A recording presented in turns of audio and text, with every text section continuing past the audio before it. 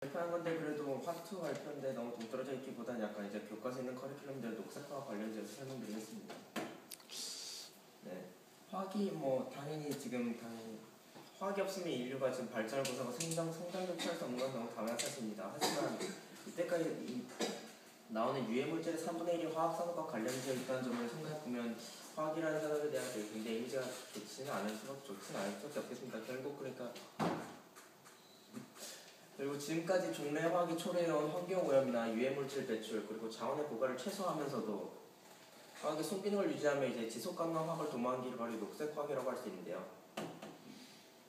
이런 녹색화학이 대두된 데는 DDT라는 게 있습니다. 아까 앞에서 설명해 주셨듯이 DDT는 상당히 탁월한 살충제 제초제인데 이건 미국에서 이제 모기 때려잡고 이런 데 쓰던 약물인데요.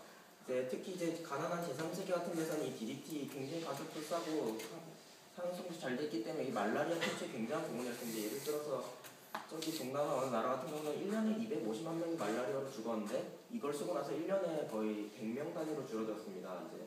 근데 이게 문제는 이제 사람들이 전혀 문제 없다고 여기서 처음에 발표가 되었으나 이거 같은 노벨상까지 받았어요. 어쨌든 이게 반감기가 2년에서 15년 토양에 따라 다르다고는 하지만 이게 굉장히 긴데다가 이게 분해가 쉽게 되지 않고 이게 몸속에 계속 축적이 되기 때문에 이제 약한 쪽 땅에 이렇게 뿌려지면 토양 처리제라 돼 있었죠. 이게 막 미생물 타고 올라오고 식물 따라 올라오고 이거 먹은 동물 따라 올라오고 이게 결국 사람이 보통에서 이렇게 들어오게 되는 겁니다. 그렇기 때문에 이게 1970년대에 실제로 인간의 몸에서 DDT가 검출된 사례가 있었고요. 그렇기 때문에 이런 나쁜 일들 한데 어쨌든 그래서 이를 통해서 이제 화학을 좀 더 장기적인 안목을 통해서 봐야겠다는 생각을 가지게 되었고 이제 그동안의 기능성과 경제성만을 생각하는 화학에서 조금 더 미래 안목을 좀 키우게 되는 이제 녹색화학이 구상이 된 것입니다. 그럼 이제 이걸 제초제와 관련해서 설명해 드리도록 하겠습니다. 맞다. 슬라이드가 하나 더 있었지. 아까 얘기했던 기능성과 경제성 얘기입니다. 그건 생각하지 않았다는 건데 이제 생각하겠다는 얘기죠. 네. 네, 제초제가 이제 인간에게 어떻게 들어오는지 이제 한번 해보겠습니다. 직접적으로 이제 세상 살기가 싫다 이래서 농약을 마시거나 할 수도 있고 이제 직접적으로 약제 처리한 도중에 몸에 직접적으로 들어온 경우도 있고 토양을 통해서 들어간 것이 지하수를 통해서 들어가 이것이 결국 다시 인간 몸에 쌓이는 경우도 있고 아까 얘기했던 것처럼 농작물에 축적된 제초제가 이제 몸에 들어오는 경우도 있고 항공살포하는 과정에서 이제 조금 이제 바람 타고 들어와서 그런 경우 있습니다. 옛날 베트남전 아주 맞는 예라고는 할 수 없지만 고엽제 처리 같은 경우가 이제 항공살포의 경우겠죠. 네, 이건 인간에게 이게 얼마나 해로운 걸 보여준 건데 아까 이제 승무원이 다 얘기하셨던 건데 이 페녹시 제초제는 다이옥신으로 오염되어 있는 경우가 굉장히 많다 그러고 암 발생 위험이 증가한다고 합니다. 티라진 제초제 역시 유방암 위험의 증가와 관련되어 있다고 하는데 파라파티 제초제 이게 바로 그라목손 이걸 불리는 걸로 알고 있는데 파킨슨을 유발한다고 합니다. 근데 전체적으로 이게 약간 애매한 단어들이 쓰인 게요. 유발한다는 추정이었습니다. 이거 뒤에는 원래 이게 제초제에 관해서 과학계가 굉장히 의견이 일치하지 않는다고 되어 있더라고요. 그래서 찾는데 굉장히 저도 애를 먹었는데 위키백과 들어가서 보니까 거기에 과학자들도 심지어 한 절반 정도가 제초제의 위험성에 대해서 아직도 토론 중이라고 하니까 제가 이거에 관련돼서 좀 정확한 답을 드릴 수 없던 점에 대해서는 죄송하게 생각합니다. 어쨌든 그래도 풀주기하고 만든 건데 인간한테 들어가서 좋을 건 없을 테니까 일단 위험성은 쓸모없답니다. 네, 그와 달리 아까 얘기했던 이제 라운드업이라는 것과 이제 톨던 100일이라는 제초제입니다. 근데 인간에게 위험하다고 이 회사는 당연히 줄기차게 주장하지 않고 있고 라운드업은 실제적으로 위험 요소가 아무것도 없다라고 회사에서 광고를 하였고요.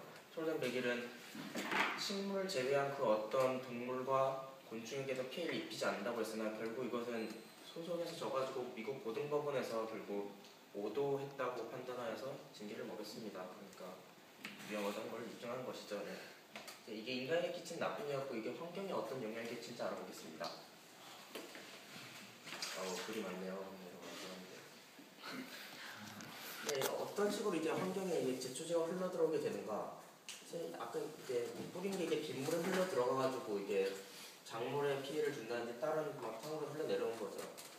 이제 물에 잘못한 성질의 것들이 이제 비를 타고 내려오기 쉽겠죠. 이 대표적인 예로 삼림 제초제에서 뿌리는 헥사진원이라는 농약이 있습니다. 물론 그게 정확히 뭔지는 검색해도 안 나오길래 찾을 수 없었으나 그런 것들이 이제 대표적인 예라고 하고요. 독성이 높은 제초제를 사용하고 하면은 양어장이나 어촌 하류에 들어가면 당연히 어류 생태계에 영향을 끼칠 수밖에 없겠죠. 이제 어독성이라는 게 이제 물고기에 작용하는 뭐 그런 걸 얘기한 것 같은데 이제 이거에서 화합물들이 그렇다고 하고요. 토양에 장기간 축적돼 있다가 이어짓기 이제 농사를 지을 때 같은 작물을 계속 지으면은 토양이 굉장히 약해지니까 이제 다른 걸로 이어지게 하는 경우에 그런 작물의 생명을 저해시킬 수 있다고도 하고요. 그리고 토양 처리된 제초제 유익한 미생물 생명 방향 뭐 읽으면 아실 거라 다 생각합니다. 그렇게 중요한 내용은 아니고요. 중요하긴 하지만 뭐 이렇게 읽을 내용은 아니고 넘어가겠습니다. 일단 환경에 가장 큰 이든 대표적인 예로는 조류 개체수에 직간접적으로 영향을 준다고 합니다. 제가 항상 얘기하면 이게 제가 처음 봤을 때 조류가 벌드인지 아니면 그쪽 조그만 것들 얘기한 건지 몰랐는데 그러니까 조류 그냥 말 그대로 벌드 퍼플레이션이었습니다. 이제 아까 얘기했던 DDT에 관련해서 말씀드리면 1950년대 미국에서 대머리 독수의 개체수가 대대적으로 급감하고 이제 게다가 가마우지라는 새가 장기가 밖에 튀어나와 있거나 눈이 한쪽 없어진 사례가 있었습니다. 그것이 바로 그리고 그 새들을 다 한번 그걸 나왔던 것이 바로 DDT였다라는 얘기가 있었고요. 이게 뭐 새한테 직접적으로 들어가는 경우도 있고 이제 미생물로부터 이제 점점 올라가서 상위계층에 있는 조류로 들어가는 경우도 있었습니다. 그리고 사실 이걸 좀 얘기하고 싶었는데 이제 아주 제초제만의 얘기는 아니지만 이제 유전자 오염을 들고 싶습니다.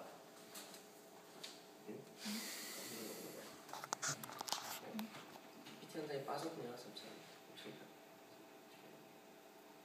한 장 빠졌네요. 그럼 그냥 여기다 설명하겠습니다. 라운드업이라는 아까부터 계속 뺀질나게 나오던 이름이 있습니다. 이게 미국 몬산토라는 다국적 기업인 몬산토라는 회사에서 내놓은 건데요. 연간 4억 달러, 연간 40억 달러가 굉장히 큰 돈을 벌고 있는 미국 내 단연 제1의 제초제입니다. 조건 관련 업체는 살짝 딴 얘기를 하자면 청양고추의 종자권이 이제 우리나라에 없는 거 아세요? 몬산토라는 회사가 사들여가지고 지금 뭔가 식물 주권을 막 빼앗고 있는 아주 이미지 안 좋은 그룹이 아닌가 다 생각나서 말씀드렸고요. 라운드업이라는 제초제가 있습니다. 그리고 이 회사가 몇 년 후에 열심히 연구해가지고 라운드업 레디 이것도 아까 계속 말씀드렸죠. 라운드업 레디라는 유전자 변형 식품을 냅니다. 라운드업이 아까 얘기했듯이 비선택성이기 때문에 이게 쫙 뿌리면 다 죽습니다. 근데 라운드업 레디만 안 죽습니다. 유전자를 변형했기 때문에 그걸 저항할 수 있는 그런 것들 유전자를 바꿔놓은 것이죠. 이제 그래서 실제로 이거 이후로 꼭 먹고 알 먹고 굉장히 기억하는데 이게 되기 때문에 온갖 농화학 쪽 기업에서는 이런 유전자 변형 그런 게 굉장히 열을 올리고 있고요. 근데 문제는 뭐냐면 여기서 나온 그런 유전자가 다른 식물로 들어가면 특히 잡초 쪽으로 들어가면 이제 아까 첫 번째 뉴스에 나왔던 농약에도 죽지 않는 그런 잡초 슈퍼잡초라고 합니다. 슈퍼잡초가 발견됩니다. 원래 그 빠진 PPT에 이미지 한 장 있었는데 그 녹차 이제 명아주 같은 잡초들이 굉장히 질기기 때문에 이제 미국 아칸소주 같은 데서는 막 1m까지 1m 몇 cm까지 자라는 그런 잡초들이 굉장히 많이 있다고 합니다. 잡초가 당연히 중요하죠. 이제 수확량의 44%부터 70%까지 영향을 미친다고 하니까 굉장히 그런 잠재 현에 되는 안 되는데 오히려 그것이 슈퍼잡초라는 이제 다른 악영향을 미치게 되고 그리고 제초제 내성 농산물은 당연히 제초제 사용량을 증가시킬 수밖에 없습니다. 안 좋은데 그냥 막 뿌리는 게 훨씬 좋지요. 그런데 그렇게 되면 일단 1차적으로 이게 오염되는 건 둘째 치고서도 이제 아까 얘기했듯이 슈퍼잡초의 출현이 나타나게 되는데 이게 여기서 이거 제초제기가 녀석들 좀 아니게 되긴 하는데 슈퍼잡초가 출현했으면 당연히 슈퍼해충까지 출현할 수가 있습니다. 그렇기 때문에 이런 제초제 회사의 그 무분별한 이것들은 훨씬 아까 얘기했던 악순환입니다. 계속부터 강해지고 독해지고 벌레도 세지고 그럼 살충제도 세지고 이거 세지고 결국 그래서 이런 유전자 변형의 잘못된 얘기를 유전자 오염이라고 그러는데요.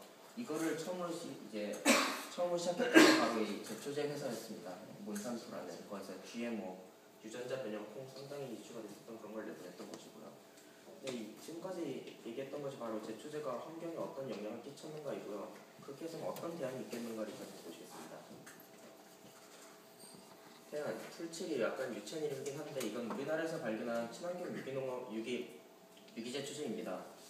막 만들었던 건 굉장히 친환경적으로 만들었죠. 이제 놀라운 건 이제 이 사람이 하게 된 거 이제 소나무 밑에선 잡초가 안 자라고 이제 백로나 외가리가 있는 서식지에선 잡초가 안 자란다는 걸 보고 거기 있는 식물들을 막 해가지고 만들었다고 하는데요.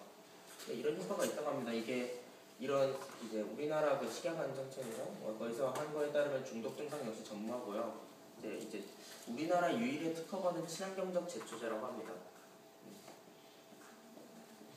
식초 이게 굉장히 별거 아닌 것 같아도 온갖 군데에서 이제 식초하고 제초제를 같이 쓰거나 저 외국 구글 같은 데서 비네거하고 헤어바이비사이드를 같이 쓰면 상당히 많은 농도를 뜨는 걸 알 수가 있습니다.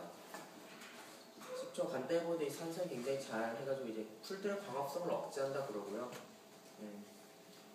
식초가 남아있음으로 인해서 수확량에 전혀 이제 영향을 끼치지 않는다는 것도 나타냈고 이제 농사를 짓기 전에 1년 살이로 덮개 식물이란 걸 뭐 클로버라든지 이런 걸 키운다고 하는데요.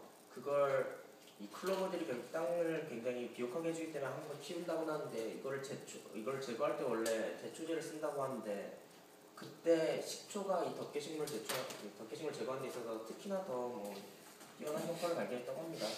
이제 물론 농도가 진할수록 좋긴 하지만 토양에도 무리가 가니까 아세트산이 5에서 20% 정도 들어간 용액이 매우 효과적이라고 합니다.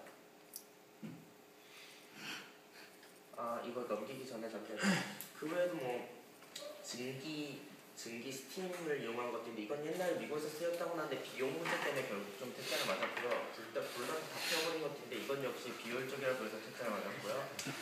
그리고 식초하고 알코올을 섞은 것도 있었는데 이것도 아까 식초에 들어간 것 같고 뭐 일부 저쪽 미국 저쪽 시골에서는 콜라를 써가지고 죽이기도 하는데 약산성 같은 게 개미를 끌어들인다는 단점이 있어서 퇴짜를 맞았다고 하는데 나쁜 건 아니라고 합니다.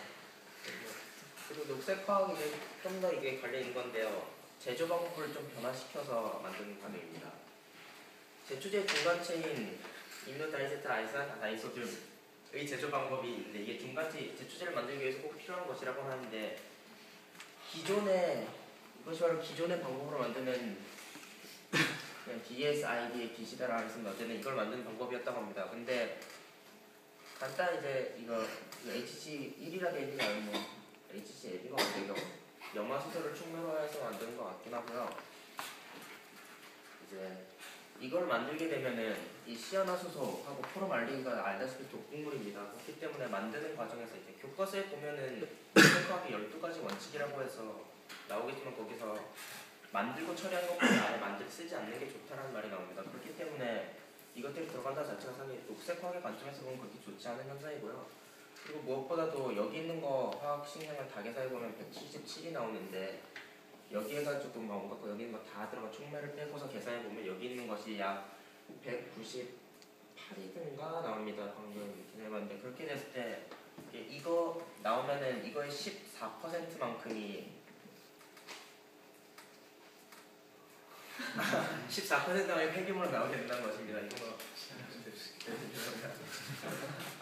한번 저기 앉아서 막 계산해 드리면서 죄송합니다. 그리고 새로운 녹색화학적인 방법은 똑같은 이거를 이것과 이제 구리 촉매를 이용해서 산화 촉매를 이용하여서 만드는 것인데 이 경우에는 이런 문제들이 전혀 없다고 합니다. 결국 이제 그렇게 뭐 제가 발표가 이제 전문적이진 않았지만 제가 발표의 요점은 그겁니다. 이제 21세기 녹색화학을 발전시키기 위해서 제초제 역시 미래로 나아가야 한다. 라는 발표였습니다. 발표를 마치고